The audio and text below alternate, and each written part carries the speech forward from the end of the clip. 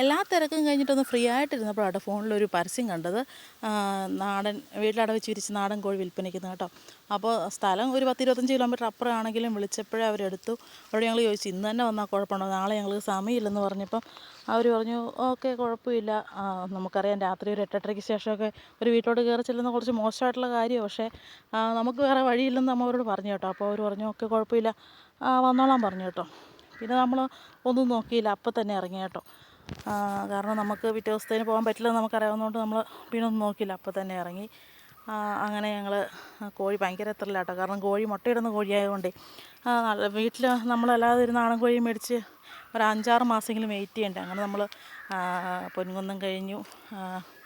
അങ്ങനെ നമ്മൾ എത്തി, അവരോട് പറഞ്ഞ ഡയറക്ഷനൊക്കെ വെച്ചിട്ട് നമ്മൾ അവരുടെ വീടൊക്കെ കണ്ടുപിടിച്ചെത്തി കേട്ടോ. പോകുന്ന വഴിക്ക് ഞങ്ങൾ 2 പട്ടികൾ വീട് അടുക്കാറായപ്പോൾ അവരുടെയൊന്നും അല്ല, പക്ഷേ അവർ ഞങ്ങളവിടെ കുറച്ച് നേരം ബ്ലോക്ക് ആക്കിയിട്ടു കേട്ടോ.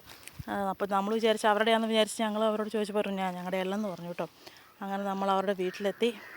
അവിടെ നോക്കി നിൽപ്പുണ്ടായിരുന്നു അവർ. പിന്നെ നമ്മൾ അവരുടെ വീഡിയോ ഒന്നും എടുത്തില്ല, അവരുടെ ഒരു പ്രൈവസി നമ്മൾ മാനിക്കണമല്ലോ. അപ്പോൾ നമ്മൾ അവരുടെ വീഡിയോ ഒന്നും എടുത്തില്ല. നമ്മൾ തിരിച്ച് വീട്ടിൽ കോഴീനെയൊക്കെ കൊണ്ട് രാത്രി തന്നെ കൂടിനകത്ത് ആക്കുന്ന രംഗം കേട്ടോ ഇത്. അപ്പോൾ കോഴി നമ്മുടെ ഇവിടെ ഓൾറെഡി നമ്മുടെ എല്ലാ കോഴിയും തന്നെ ഇപ്പോൾ പട്ടിയൊക്കെ പിടിച്ചുകൊണ്ട് ഇപ്പം 3 കോഴിയല്ലേ ഉള്ളൂ. അപ്പം പൂവിനുള്ളത് കൊണ്ട് പിന്നെ കുഴപ്പമില്ലായിരുന്നു കേട്ടോ. അവർക്ക് കൂട്ടുണ്ടല്ലോ, 2 കൂട്ടർക്കും കൂട്ടായല്ലോ എന്നോർത്ത് രാത്രി തന്നെ അങ്ങനെ കൂട്ടിലൊക്കെ ഇട്ട് കേട്ടോ. രാത്രി ആയതുകൊണ്ട് ആർക്കും കണ്ണ് കാണത്തില്ലാത്തതുകൊണ്ട് വലിയ പ്രശ്നങ്ങളൊന്നും ഉണ്ടായില്ല. അങ്ങനെ കിടന്നു.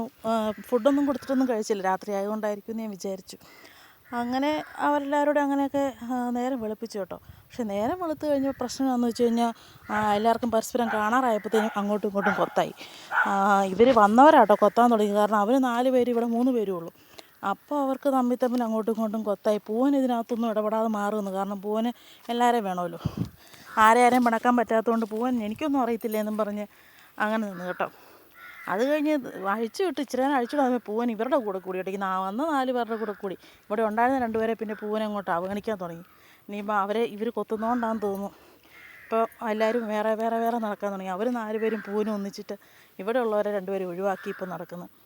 അതൊരു ഭയങ്കര അത്ഭുതമായിട്ട് തോന്നി കേട്ടോ. കാരണം വന്നവരെ പൂവൻ്റെ കൂടെ ഇത്ര നാളും ഉണ്ടായിരുന്നവരെ അവർ ഉപേക്ഷിച്ചു.